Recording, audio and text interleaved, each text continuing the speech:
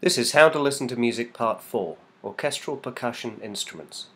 This series of videos is an attempt to help you understand more about the music that surrounds you every day and ultimately help you enjoy what you hear. In this fourth video, we will listen to audio samples of percussion instruments commonly heard in the orchestra. All the samples have been taken from YouTube and the links will be given at the end of the video. Just like in our first 3 videos of the series, we need to learn the names and sounds of percussion instruments on our way to learning to listen to music. While there are dozens of instruments that appear in the percussion section of an orchestra, there are a few that appear more regularly than others. We will spend our time on, and in this order, timpani, the xylophone, glockenspiel and marimba, tubular bells or chimes, the bass drum, snare or side drum, cymbals, the tam-tam, the triangle and the tambourine. Percussion instruments can be divided into those of definite pitch and indefinite pitch, often called, somewhat inaccurately, pitched and unpitched. First, we will look and listen to the main percussion instruments of definite pitch, or those whose output could be given a specific pitch on a staff. We'll begin with the timpani, or kettle drum. Like many other instruments, timpani have a military history, but began to appear more regularly in the orchestra in the 17th century. Bach, Purcell, Lully and Handel all used what became the standard 2 timpani. In the 19th century, the pedal timpani were introduced and remain the most commonly used in orchestras today. The pedal timpani employ a pedal system controlled by a player's foot that increases or decreases the tension of the skin across the drum and allows the player to quickly change the pitch produced. Nigel Thomas of the London Symphony Orchestra plays this excerpt from Beethoven's 9th Symphony using sticks with leather heads, considered hard sticks as opposed to soft, which produce a crisp, defined beginning to the sound.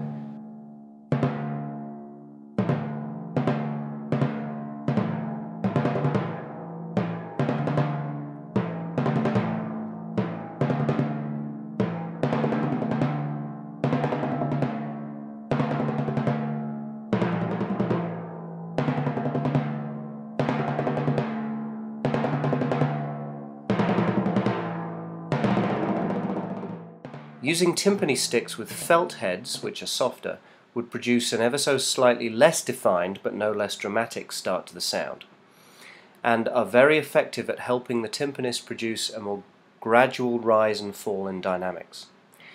Timpani are often used by composers to articulate single notes, historically the 1st and 5th notes of a scale, or by rapidly repeating notes, which we would call a roll. While there are exceptions, there is a passage in the 4th movement of Bartók's Concerto for Orchestra that demands 10 different pitches in 9 measures, for example. Following is perhaps what is more typically heard from the timpani. This is David Herbert of the San Francisco Symphony Orchestra, playing the dramatic timpani rolls at the end of the 1st movement of Tchaikovsky's 4th Symphony.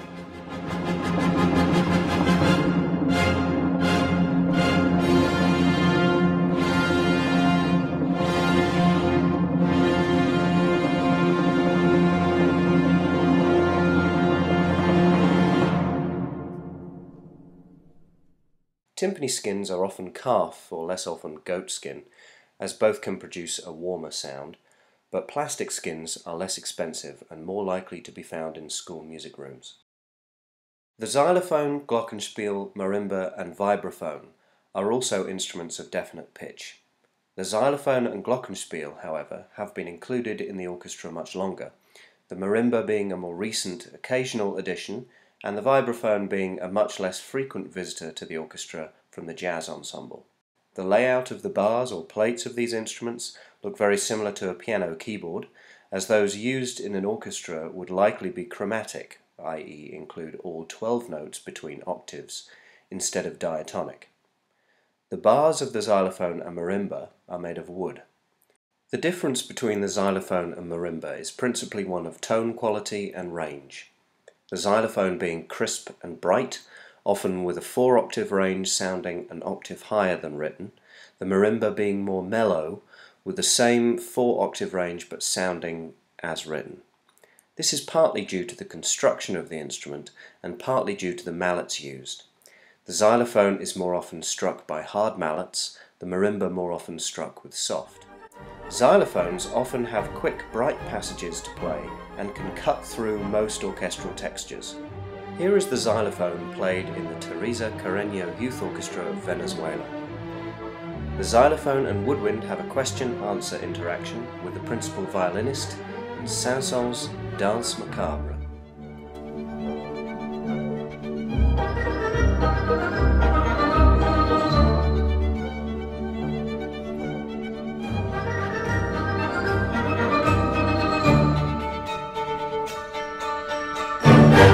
Mellow tones of the marimba can be heard in this Steve Reich piece from 1994, Nagoya Marimbas.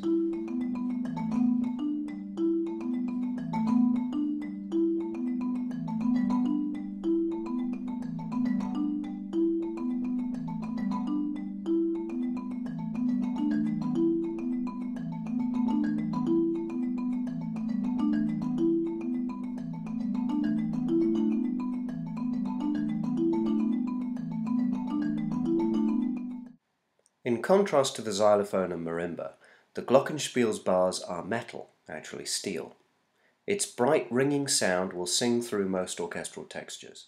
In this excerpt from Paul Dukas' The Sorcerer's Apprentice, performed by the New York Philharmonic and conducted by Kurt Masur, the glockenspiel can be clearly heard ringing above the bright woodwind.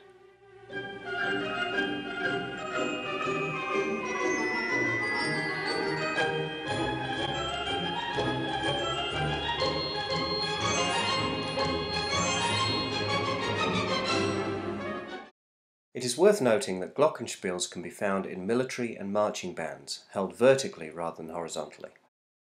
Finally, for instruments of definite pitch, the tubular bells can be found in later 19th century music and on. Played with a small rawhide or plastic hammer and struck at the top, the long cylindrical bells can create effective ominous or jubilant results. Here, towards the end of the scherzo from Hindemith's Symphonic Metamorphosis, the tubular bells can be heard in the texture.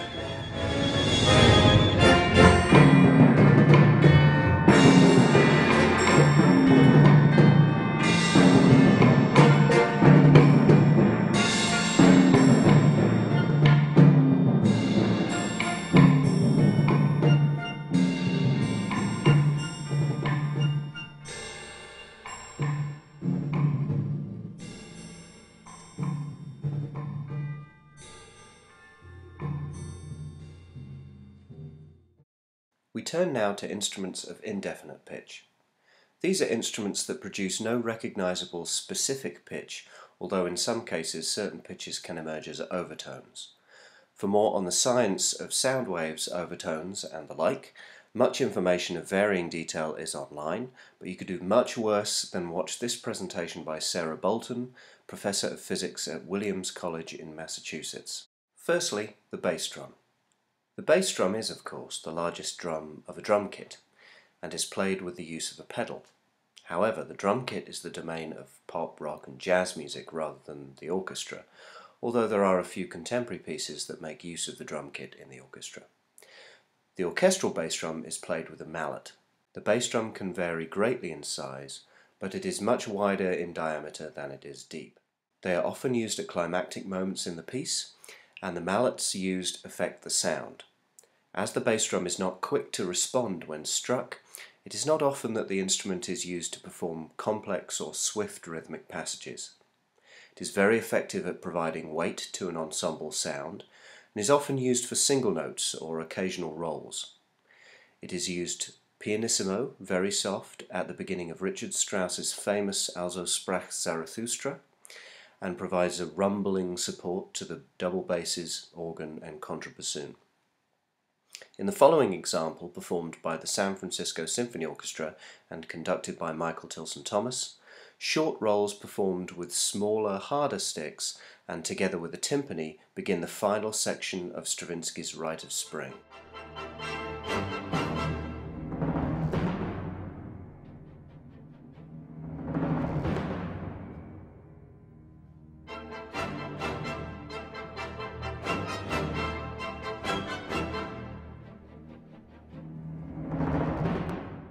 and then single fortissimo strikes drive the piece's dramatic ending.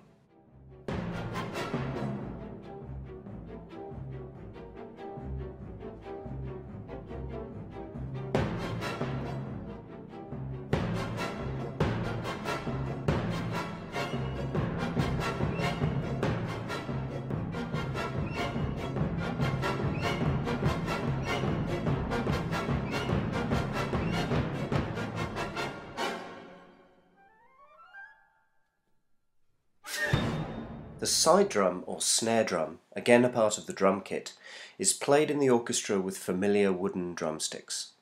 The sound produced is crisp but varies like all drums according to where and how it is struck. The struck side is called the batter. The snares of a snare drum are strips of what used to be catgut but are now more often nylon or coiled wire stretched along and touching the underside of the drum, which is called the snare. When the drum is struck, the snares vibrate against the snare side of the drum, producing the distinctive sound. In Maurice Ravel's famous Bolero, the snare drum part remains constant throughout, starting pianissimo and growing in dynamic as the piece continues. Here, Kent Nagano leads the Russian National Orchestra.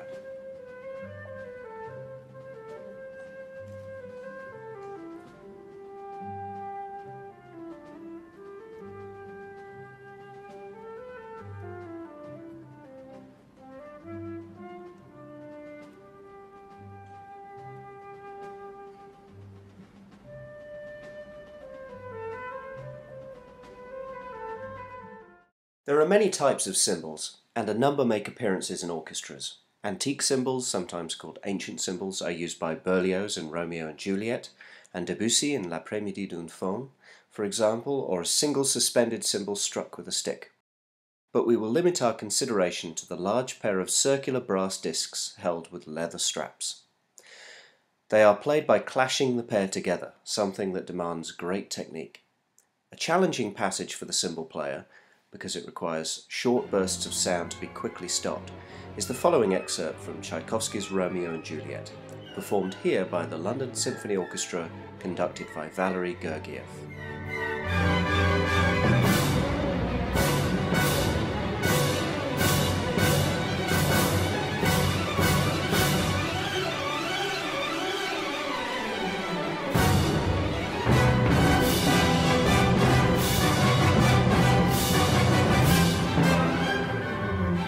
The tam-tam is a gong.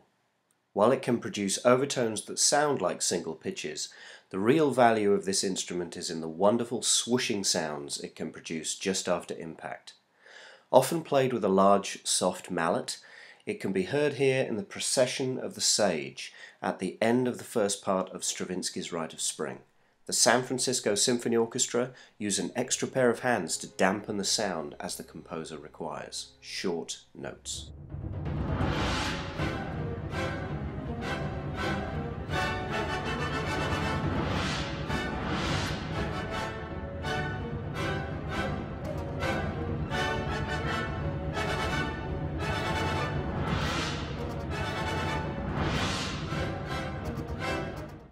Perhaps the most obviously shaped of all instruments, the triangle is a small steel bar bent to the shape of a triangle, leaving one corner slightly open. It is played with a beta of the same material. The instrument is notoriously difficult to play and requires a great deal of care, as even the slightest stroke can be clearly heard. Here is the Italian Radio Symphony Orchestra performing the Danse Bohème from Bizet's opera or second suite of Carmen.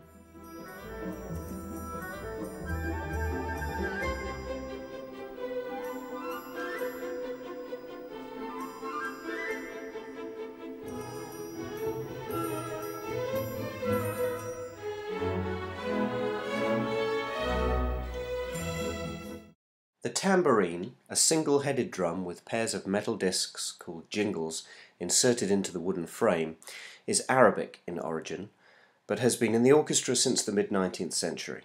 The tambourine can be heard briefly here in this excerpt from the first of Rachmaninoff's symphonic dances, performed by Sir Simon Rattle and the Berlin Philharmonic.